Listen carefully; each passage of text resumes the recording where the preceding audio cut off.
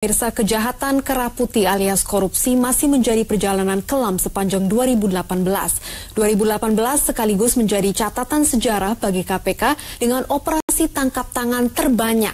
29 pelaku korupsi dibeku dalam operasi tangkap tangan. Iya, kasus terbanyak kong kali kong pengadaan dan jasa. 29 kepala daerah dipenjarakan, begitu juga puluhan anggota dewan meringkuk di balik jeruji besi akibat tergiur uang haram korupsi.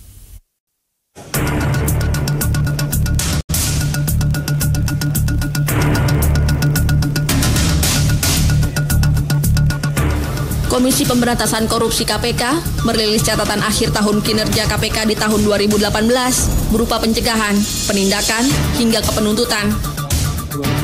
Ketua KPK Agus Raharjo mengatakan sedikitnya 6.200 laporan dugaan tindak pidana korupsi diterima KPK sepanjang 2018 ini. Namun dari jumlah ini, hanya 3.900 laporan yang ditindaklanjuti karena ada unsur tindak pidana korupsi. Namun dari jumlah ini, hanya 3.900 laporan yang ditindaklanjuti karena ada unsur tindak pidana korupsi.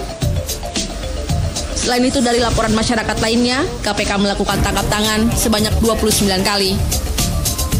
Angka ini menjadi operasi tangkap tangan terbanyak dalam sejarah KPK. Sampai Desember tahun 2018 ini, KPK menerima 6.202 laporan masyarakat. Meskipun dari 6.143 yang telah diverifikasi, hanya 3.990 laporan berindikasi tindak pidana korupsi. Selebihnya sebanyak 2.153 laporan yang bukan berindikasi tindak pidana korupsi. Sementara dari kasus yang ditangani KPK, 80% merupakan korupsi proyek pengadaan dan jasa. Sehingga KPK mengusulkan kepada pemerintah penanganan proyek yang nilainya di atas 2 miliar rupiah, khususnya yang dilakukan pemerintah daerah, harus dengan lelang satu pintu di pusat.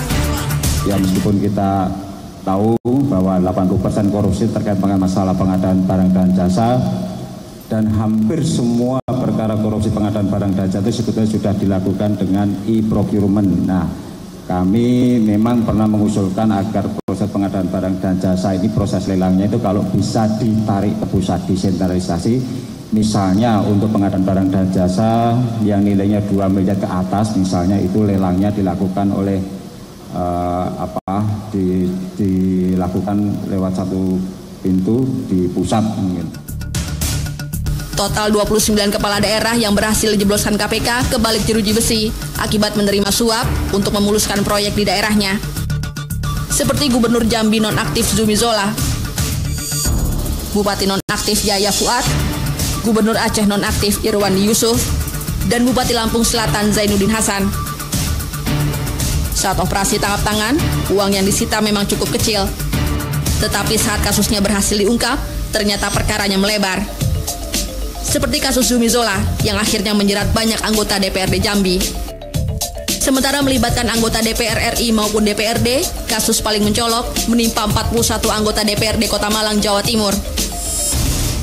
Kasus ini bisa disebut sebagai korupsi massal karena melibatkan 41 orang dari 45 anggota DPRD Malang.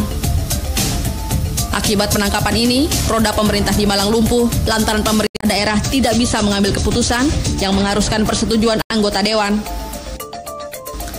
Sedangkan kasus paling fenomenal dilakukan mantan Ketua DPR RI yang juga mantan Ketua Umum Partai Golkar, Setia Novanto. Setia Novanto bahkan membuat drama agar tidak ditangkap KPK dengan berpura-pura sakit akibat mengalami kecelakaan lalu lintas lantaran mobilnya tertabrak tiang listrik. Majelis Hakim Pengadilan Tindak Pidana Korupsi akhirnya mengganjar Setia Novanto dengan hukuman 15 tahun penjara dan denda 500 juta rupiah, subsidi 3 bulan kurungan. Setia Novanto terbukti menerima suap untuk memuluskan proyek KTP elektronik di DPR RI.